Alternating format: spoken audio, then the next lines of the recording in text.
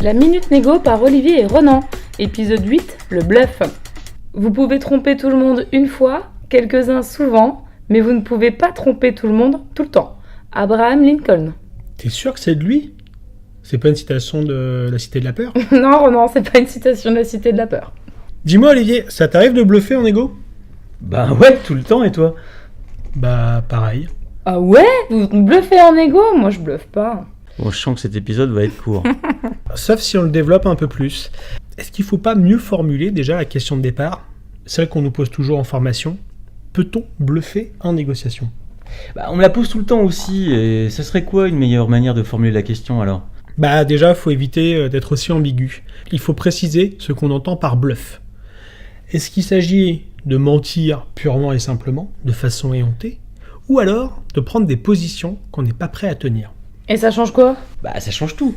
Mentir, c'est à la portée de tout le monde. Il y a quand même un risque dangereux de se faire démasquer en quelques questions. Et si c'est pas pendant cette négociation, ce sera forcément à la suivante ou à celle d'après. C'est dangereux et ça manque de fair play et de subtilité. Et pour reprendre Prosper Mérimée, donc non Olivier, ça n'a rien à voir avec les pains d'épices. Mais j'ai rien dit. Oui, mais tu l'as pensé très fort, et c'est de ta génération. Non, je te parle de Prosper Mérimée, l'académicien. Et il a dit « Tout gros mensonge a besoin pour passer d'un détail bien circonstancié ». C'est-à-dire qu'il faut être suffisamment malin pour penser à tout ce qu'implique leur mensonge. Ok Ronan, donc si je comprends bien, on doit pas mentir en égo. Oui, tout à fait.